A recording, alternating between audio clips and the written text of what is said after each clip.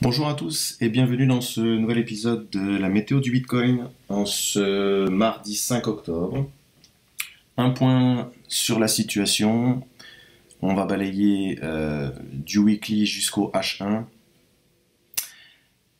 Fin de semaine magnifique, fin de semaine dernière magnifique et un début de semaine tout aussi beau. On va voir pourquoi. On va voir les niveaux qui ont été repris, les niveaux qui peuvent maintenant nous amener une certaine difficulté et résistance, et pourquoi pas se projeter. On va se projeter un petit peu aujourd'hui en weekly, voir quels seraient des targets si nous parvenions à faire un nouvel ATH. Alors, on n'y est pas, on n'y est pas encore, mais nous approchons de zones fortement intéressantes avec ce sommet des 52 920 qui est la cible à court terme. Bon, il est évident que de nombreuses liquidités attendent dans cette zone, bien sûr. Alors, hop, je vais retirer les morts, mais de nombreuses liquidités attendent au-dessus de ce sommet, hein, ça c'est certain. Ça va être défendu, mais bon, Bitcoin est en forme, donc pourquoi pas. Alors, ce que je voulais vous rappeler ici, nous avons toujours notre FIB de ce mouvement haussier, donc de cette vague haussière, de cette jambe haussière qui a été initiée en juillet et surtout août, puis ce retracement sur le mois de septembre, avec ici ce faux break des 38,2 et on est repassé par-dessus et voilà, on a conservé ce niveau. En toute logique, les bulls vont pousser le prix pour aller chercher un nouveau sommet. Et nous serions bel et bien de retour dans une dynamique haussière en weekly, ce qui est quelque chose de puissant bien sûr, avec ici un creux, ici un sommet, ici nous aurions un autre creux, et maintenant il faut aller dessiner un autre sommet. Voilà, ça c'est l'objectif en weekly. Donc évidemment, aller s'installer au-dessus des 52 920. Voilà, alors je voulais qu'on fasse une petite projection pour se faire plaisir. Techniquement, nous avons donc ici c'est le crack du Covid et donc le dernier point bas. Ici, le dernier sommet pour le moment. Donc, on va regarder ce mouvement, on va le faire ensemble. Voilà, donc ce mouvement haussier a été retracé donc lors des vagues de baisse qu'on a connues en mai, de mai jusqu'à juin, même juillet. Voilà, toute cette vague de baisse, on a quasiment retracé 61,8% de toute la hausse. Ce qui nous permet de nous projeter avec les prolongations de Fibonacci en prenant le point le plus bas, le point le plus haut, le retracement. Donc au plus bas, nous sommes venus ici. Et voilà, ça nous donne maintenant des targets. Et on peut, en toute logique, aller rechercher cette zone. Donc la zone des 1,618, qui nous projette un BTC à 127 619. Alors attention, c'est pas demain. Il y a évidemment d'autres niveaux avant celui-ci, mais en tout cas, techniquement, nous sommes en mesure d'aller chercher ce niveau, et pourquoi pas même ce niveau-là, les 2,618. Ça nous fait un BTC à 188 691 $. Bon, ça c'est pour rêver un petit peu, mais techniquement c'est faisable. On aurait 276% d'augmentation, même si on vient par ici, hein, on aurait déjà 154%, 155%. Voilà, techniquement c'est quelque chose qui est tout à fait envisageable. Donc, gardons ça en tête, rêvons un petit peu, et ça fait toujours du bien. Après, il y a évidemment pas mal d'obstacles à franchir avant tout ça, et notamment, alors je retire ça, hop, et notamment, eh bien, cette zone. Donc déjà, les 51 000, 52 000, donc vraiment ce point ici, on va le noter. Hop. Voilà, déjà ce sommet. Donc ce sommet à venir chercher pour vraiment inverser la dynamique et non plus être dans un... On pourrait faire un M gigantesque, mais ce serait dans le cas où effectivement nous n'aurions pas tenu ce point bas. Donc là, c'est simple, en termes de dynamique de prix, si jamais on vient faire ça, donc si on vient faire ça, là on a un creux, et si on n'arrive pas à faire un nouveau sommet et qu'on repart, eh bien on aurait une espèce voilà, de figure dont on a déjà parlé. Et dans ce cas-là, il faudrait faire attention à ce dernier creux, donc au 39 000, hop, on va le noter, au 39 600, pardon, pour éviter la validation d'une structure de prix baissière. Voilà.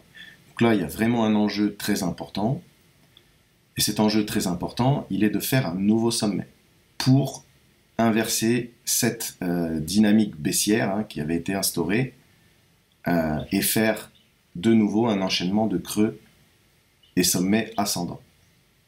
Voilà tout l'objectif. Alors, est-ce que ce sera fait cette semaine ou la semaine prochaine? On n'en sait rien. En tout cas, ce qu'il faut, c'est pas venir faire de nouveau plus bas que les 39 600. Ok?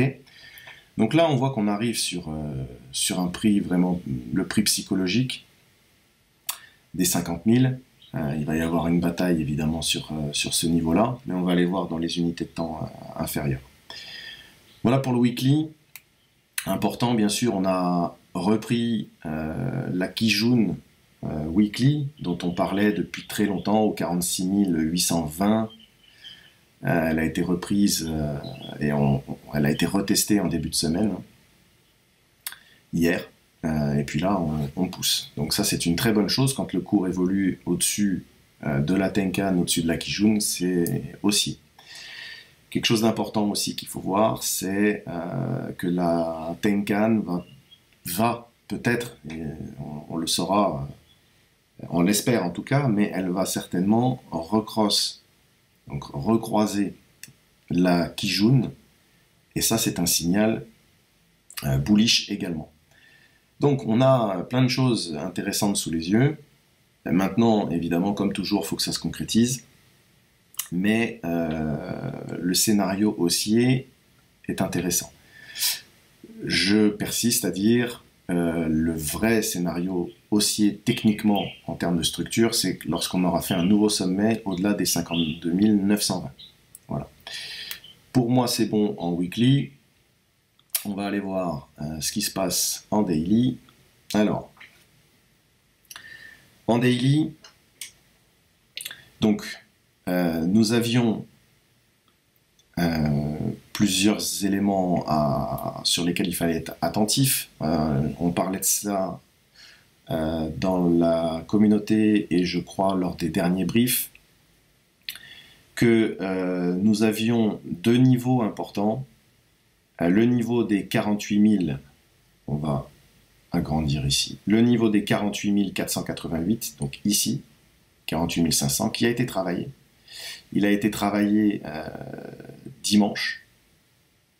Le cours est venu pile dessus. samedi je crois. Dimanche, on a retesté le bas la zone du range, la borne haute du range, et toujours ce fameux niveau. Là encore, c'est la même chose. On a oscillé entre le range et ce niveau, hein, qui est un niveau important. J'avais précisé que ce niveau était très important. Et pas si évident que ça à franchir. Et puis, hier, on l'a franchi. Avant-hier, quasiment. Ah oui, non, c'était vendredi, je vous dis une bêtise. Hein. Vendredi, samedi, dimanche, lundi et aujourd'hui. C'est vendredi où effectivement on a eu ce gros mouvement impulsif qui nous a conduit directement sur le niveau des 48 488. Alors ce qui est bien, c'est que ce mouvement il s'est produit le vendredi. Le vendredi est dans un contexte économique assez particulier, mais visiblement l'annonce de la Fed ou peut-être aussi, et c'est ce qu'on va tenter de voir juste après, c'est ce qui se passe aussi sur les marchés traditionnels. Et pourquoi pas un Bitcoin qui est en train de se décorréler des valeurs à risque, S&P notamment, etc., pour devenir, entre guillemets, une valeur refuge. Alors ça a déjà été le cas. Bitcoin s'est déjà décorrélé au S&P pour se corréler au gold, le gold étant une valeur refuge. On va voir un petit peu tout ça juste après l'analyse technique pure. On va regarder le S&P 500, le gold, voir comment tout ça se comporte, ainsi que le dollar, en fin de brief. Bref, revenons ici à ce qui s'est passé en daily. Donc voilà, là on est... Évidemment, il y a une hésitation à ce niveau-là, parce que la sortie du range s'est faite avec un gros mouvement, donc il fallait le digérer. On a eu ici une reprise de souffle, et puis on s'est extrait là, hier, vraiment de belle manière. Alors aujourd'hui, évidemment, on vient buter mais sur cet autre niveau, le niveau des 49 700. On en avait parlé ensemble. Ces deux niveaux étaient importants. Celui-ci, celui des 49 700, est un niveau historique hein, qui a été travaillé depuis un long moment. Ça va pas être si évident que ça va passer, mais pourquoi pas. Ce qu'il faut voir aussi, ce qu'on a comme niveau en termes de résistance, on a voilà, les 61,8, donc de retracement de ce mouvement. Donc, du top d'avril jusqu'au bottom de juin, nous sommes dans un retracement. On a déjà été dans cette zone hein, avant les jambes baissières de septembre, donc lors du mouvement de l'été, on est déjà allé dans cette zone et on a été rejeté. Donc là, on y retourne. On a l'air de vouloir y retourner. Évidemment, il va y avoir donc ce niveau, hein, donc les 51 000, on va dire 51 100, et le dernier sommet qu'il va falloir reprendre. Donc, on le répète, mais c'est ici, donc les 52 920. Voilà, donc toute cette zone, en fait, pardon, je vais ajuster, toute cette zone, elle va être combattue. Parce que ici, il y a quand même de nombreuses liquidités qui attendent et des personnes qui ont défendu cette zone et qui ont eu quand même assez de puissance pour faire dump le prix jusqu'aux 39 000. Donc ces mêmes personnes ont toujours le même intérêt. Et ils n'ont pas intérêt à ce que Bitcoin franchisse ce sommet. Est-ce qu'ils seront assez puissants cette fois-ci? Nous verrons. Pendant qu'on parle de puissance, on va regarder, c'est important de le noter, on va regarder les volumes. Ça, c'est toujours le point négatif de tout ce mouvement. On avait eu un réveil des volumes, alors un réveil vendredi. Maintenant, on a une énorme bougie vendredi et finalement, les volumes sont pas si fous que ça. Ils sont même moins fous qu'au mois de juillet ou au mois de juin. Donc là, on a quand même un Bitcoin qui retourne, qui sort de son Kumo Daily, qui retourne vers les 50 000, mais c'est pas accompagné de gros volumes. Juste à titre de comparaison, on va regarder les volumes anciens. Vous voyez, sur toute cette phase-là, donc là c'est la phase de septembre, on va se mettre en septembre 2020, donc l'année dernière, à la même époque, plus tout ce pump qu'on a eu derrière, on avait pump de 600%, je crois, à partir d'octobre en fait, donc sur le dernier trimestre et jusqu'au mois d'avril. Bon, c'est possible qu'il se repasse la même chose, hein. Le mois de septembre est toujours un mois de correction, un mois un peu compliqué, et puis là on repart sur un dernier trimestre magnifique, c'est fort possible, avec voilà, un très beau mouvement, mais c'était accompagné de volumes. Là les volumes sont importants par rapport à ce qu'on a en ce moment. Donc tant qu'on n'aura pas une vraie reprise des volumes, c'est-à-dire une reprise des volumes, c'est quoi? C'est de l'achat sur le spot market. Tant qu'on n'aura pas ça, on est toujours, malheureusement, dans... en fait, ce sont les contrats dérivés, les futurs, qui drive en fait le prix. Et tant que c'est comme ça, c'est dangereux, parce que le marché va chasser les liquidités.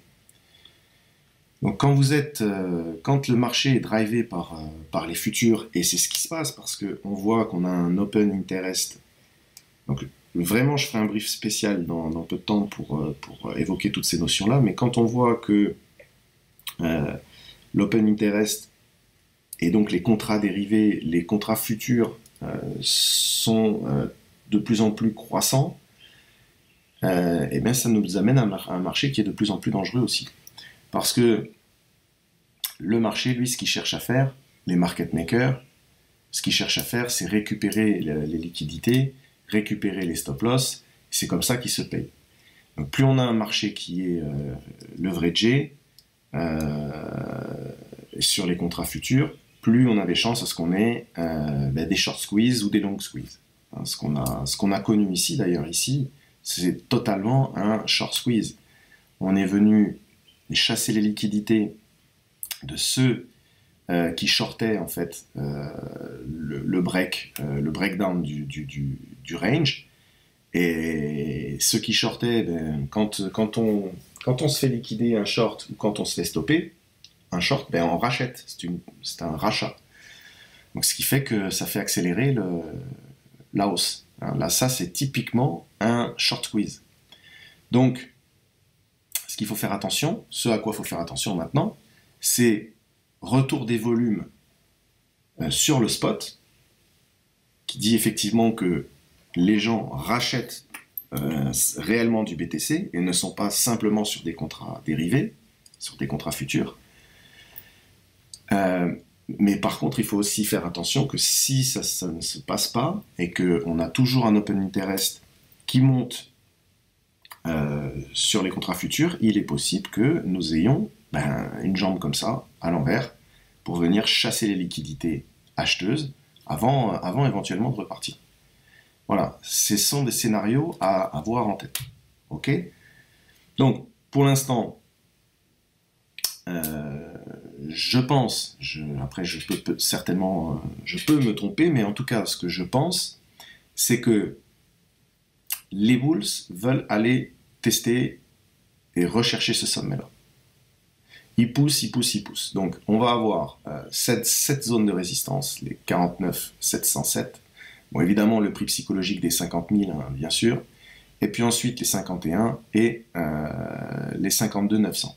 Quand on va arriver dans cette zone-là, il faudra faire attention, bien sûr, mais il pourrait y avoir aussi une accélération de la hausse.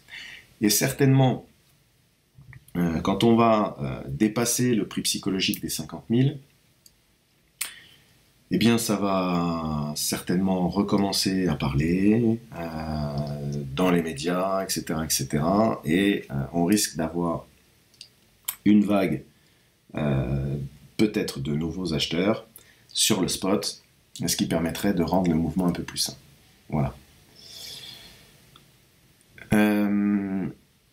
En termes d'indicateurs, alors en daily, il n'y a pas grand-chose à dire. Hein. Voilà, le MACD est en pleine zone acheteuse, en pleine puissance acheteuse, rien à dire. Au niveau du RSI, c'est pareil. Et puis notre indicateur, il est en zone neutre, on va dire. Donc il y a de la place pour pousser. En termes d'indicateurs, il n'y a rien qui nous dit, en daily j'entends, il n'y a rien qui nous dit que ce mouvement peut se freiner en tout cas. Voilà. Quelque chose d'important, parce que j'aime bien vous parler de ça, j'aime bien ce type de signaux. Ici, donc en noir, c'est la Chikou. La Chikou d'Ishimoku, en fait, du système Ishimoku, a plusieurs utilités, mais celle, moi, que je préfère, c'est la validation, en fait, des signaux que nous donne le cours. Et on voit cette Chikou là qui a break la Tenkan et la Kijun. Voilà. Et là, il n'y a plus d'obstacle devant elle, hormis cette trend. Faut savoir que la Chikou réagit également sur les trends. Alors, il faut jamais enlever ces anciennes trends parce que, eh bien, on a souvent des réactions. La Chikou peut venir buter sur cette trend et ne pas passer. Donc, là, en obstacle, il lui reste cette trend qui a été importante, hein, puisque ici, on a eu du mal à la franchir. Elle a joué son rôle. Donc, on va surveiller ça, mais en tout cas, là, elle a quand même un boulevard devant elle. Il n'y a plus de cours qui peut l'empêcher de grimper. Donc ça, c'est très très très positif. Voilà. On a aussi la Tenkan qui accrosse, elle, boule la Kijun. Donc elle est repassée au-dessus de la Kijun en daily. Donc ça aussi, c'est un signal positif. Parce que lorsque le cours évolue au-dessus de la Tenkan, qui elle-même évolue au-dessus de la Kijun, nous sommes dans un environnement haussier. Voilà. Ensuite, en H4. Alors, en H4, on va repartir sur le graphique. Hop, celle-là, non. En H4, voilà, donc on a laissé le Fibo de retracement de ce mouvement, hein, donc le mouvement de septembre, les deux vagues baissières de septembre. On voit que on a travaillé les 61,8 depuis le 1er octobre. Hein, on travaille ce niveau des 61,8. Hein. Je rappelle que la zone entre les 61,8 et les 78,6 de retracement d'un mouvement, en général, sont retravaillés par les vendeurs. Les vendeurs essayent de repousser le cours dans cette zone-là. Bon, pour le moment, ce n'est pas le cas, puisque les acheteurs gagnent la bataille. Et on a vu sur les unités de temps supérieures que les vendeurs vont chercher à aller faire un nouveau sommet, donc au-delà des 52 920. Voilà, là on bute pile sur les 78,6 qui sont pile sur les 50 000. Hein, donc c'est normal que nous ayons ce niveau de résistance ici. Alors, là, en termes d'indicateurs, nous avions,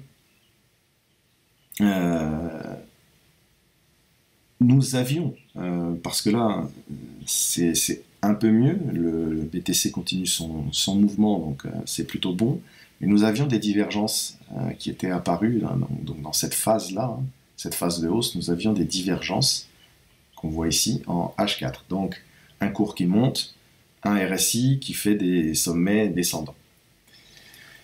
Voilà. pour le moment, eh bien, ça n'a pas fait d'effet, il n'y a pas eu d'effet, et le cours continue à monter. Attention quand même. Le MACD nous recrosse boule, donc ça c'est plutôt intéressant aussi. Alors, on voit ici qu'on repasse en zone acheteuse, en zone boule, on va dire. Et notre indicateur qui, lui, commence à arriver en zone de surachat, par contre. Voilà, donc, en H4, au vu des indicateurs, il faut quand même être un tout petit peu méfiant. Il n'y a rien de grave, mais voilà, on peut avoir un petit essoufflement. On pourrait avoir un petit essoufflement. À moins que nous ayons une accélération de la hausse pour aller chercher ce sommet et aller chercher les stops et les squeezes des shorts. Voilà. Mais quand même, prudence. Je pense pas que ce soit le moment, évidemment, de rentrer sur BTC dans ce contexte-là. Il fallait le faire un petit peu plus tôt. Alors, voilà pour le H4. Alors, qu'est-ce qu'on a aussi en termes, si jamais nous venions à retracer un petit peu. Donc, nous avons évidemment ces deux niveaux, 49 700, 48 500. Nous avons aussi la Tenkan H4 qui, évidemment, en cas de correction, de retracement, servirait de support. Donc elle est située à peu près sur le niveau des 48 488, 48 500. Voilà, donc au 48 500, nous aurions déjà un premier niveau de support intéressant. Et puis nous avons aussi un niveau là qui est intéressant, c'est la Kijun Weekly au fameux 46 820 ainsi que la Kijun H4. Elles sont confondues. Donc en cas de vrai retracement, nous aurions un premier niveau au 48 500 important et également au 46 800. Voilà. On ne va pas tracer de fib de retracement de ce mouvement parce qu'on ne sait pas où il s'arrête pour le moment et ça n'aurait pas de sens.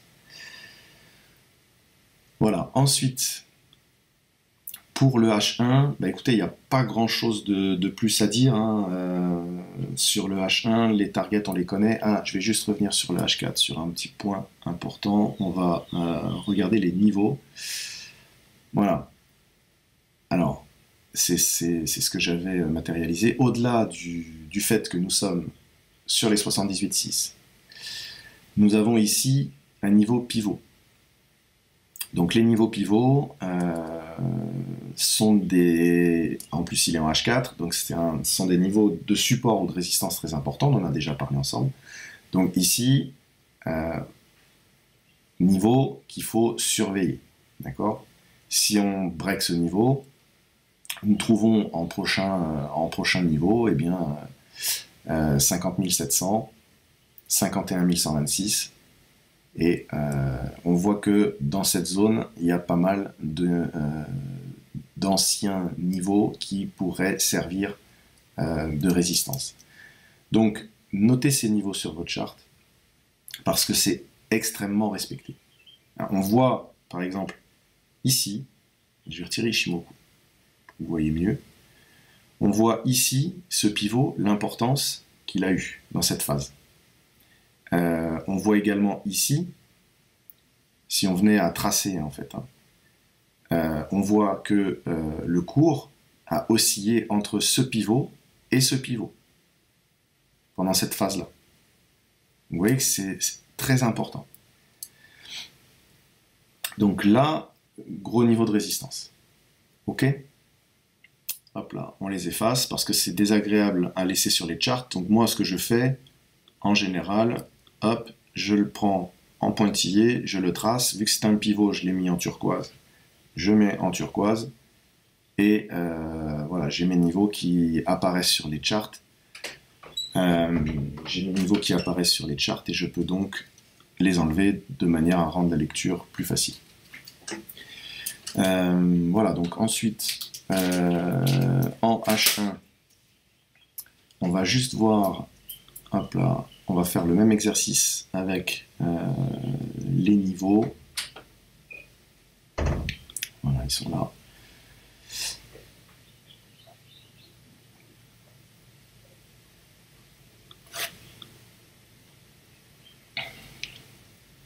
Voilà. Hop là. Bon, rien de nouveau. Les volumes. Bon, les volumes, on en a déjà parlé, hein, il faudrait vraiment un accroissement. Bon, on a quand même des volumes acheteurs qui sont plus importants que les volumes vendeurs, et heureusement. Mais voilà, ça manque un peu de vitalité. Allez, mes pivots, tac. Voilà, pour le H1, là, écoutez, on n'a pas grand chose à dire puisqu'on a déjà identifié les zones. On voit que BTC est en train de break, hein, break les 50 000. Bon, attention, hein. Comme on l'a évoqué, on a ce niveau pivot, donc des 50 070, qui est cumulé avec les 78,6. Voilà, faut quand même faire attention ici, qu'on n'ait pas un faux breakout avec une clôture H4 en dessous. Donc surveillez bien la clôture de cette bougie en H4, voir si vraiment on arrive à s'installer, à clôturer au-dessus des 50 000. Ce serait plutôt bien pour la suite du mouvement. Si jamais en fin de bougie on clôture en dessous, il faudra peut-être faire attention à ce qu'on n'ait pas un retracement. Ok ? Alors, pour finir, parce que il n'y a pas grand chose d'autre à dire de plus, pour finir, je voulais juste faire un point sur les autres marchés. Donc, les autres marchés, c'est le S&P. Donc, le S&P, quand on en a parlé, je vais retirer Shimoku. Non, je vais laisser Shimoku. Quand on en a parlé la semaine dernière, je vous disais qu'il était peut-être en train de dessiner, donc, on va reprendre ça, c'est intéressant, de dessiner un... On s'était arrêté à ici. Il était peut-être en train de dessiner un double bottom. Visiblement, c'est pas le cas. On a eu hier une session vendeuse, encore une fois. Alors, le marché américain ouvre, là, il ouvre à 9h30, hein, donc là, il est que à 6h, 5h50. Donc, pour l'instant, évidemment, le cours ne bouge pas, le marché est fermé, mais il va falloir surveiller de près ce qui se passe sur le S&P, voir si ce mouvement de baisse se poursuit, ou alors si on arrive à tenir ce niveau. Si on arrive à tenir ce niveau. Si on arrive à tenir ce niveau, il est possible que nous ayons voilà, la possibilité de restructurer quelque chose avec un bottom qui est défendu hein, sur les 4300 et repartir à la hausse. Mais si on perd les 4300, attendez, hop là, je vais faire ça. Si on perd les 4300, ça risque de devenir compliqué pour le S&P et on pourrait vraiment amorcer un mouvement de retracement important. Alors, pour finir là-dessus, retracement important sur le S&P, ça voudrait dire des capitaux qui sortent du S&P, mais ces capitaux, ils vont quelque part. L'argent ne disparaît pas, simplement, ils changent de... C'est un principe de vase communicant, donc ils changent de marché. En général, quand ça sort du S&P, c'est pour aller dans des valeurs refuges. Les valeurs refuges, traditionnellement, ça va être l'or, ça va être là en ce moment le dollar. On va aller voir ce que ça donne sur le dollar. Mais voilà, on a un S&P qui est pas beau, on a un Dow Jones qui n'est pas terrible non plus. Le Nasdaq, c'est pareil, hein, on a fait une belle jambe baissière hier. Alors, il faut remettre aussi le contexte de Facebook, avec le hack, visiblement, hein, qui s'est produit hier. ça fait un peu paniquer les marchés, ce qui est logique. Donc il faut surveiller la séance d'aujourd'hui. Voilà. Donc, par contre, ce qu'on constate, c'est que effectivement, les valeurs à risque sont un petit peu dans le rouge, à surveiller. Elles peuvent se reprendre, mais cette semaine va être vraiment décisive. Par contre, ce qu'on voit, c'est que on a l'or qui a tenu un bottom ici, une zone au 1700, voilà, 1720, 1700, 1720. 1700, 1720. C'est une zone qui a été tenue ici une première fois, une deuxième fois, et voilà, on a un gold qui peut repartir.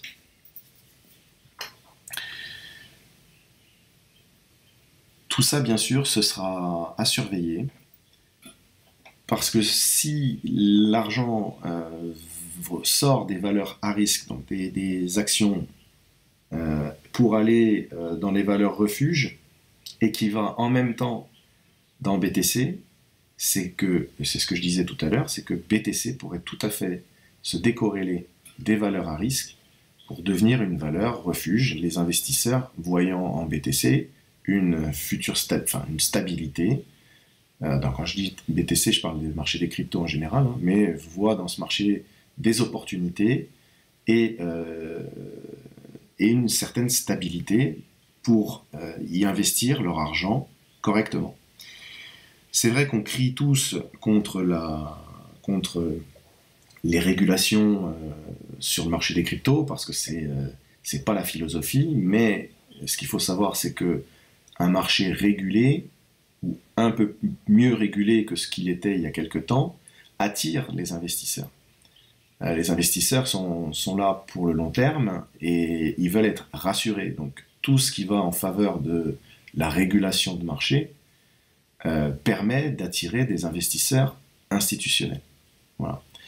Donc si le BTC venait à se corréler au gold ou aux valeurs refuges, eh bien nous aurions un afflux de nouveaux institutionnels, de nouveaux investisseurs, et c'est ça qui permettrait peut-être d'amener de nouveaux volumes sur le spot market, puisque eux achètent sur le spot, enfin ils achètent via différents moyens, mais en tout cas c'est visible sur le spot market. Et voilà, c'est ce qui permettrait de pousser le prix vers un nouvel ATH. Voilà, en gros, on va juste revérifier le dollar.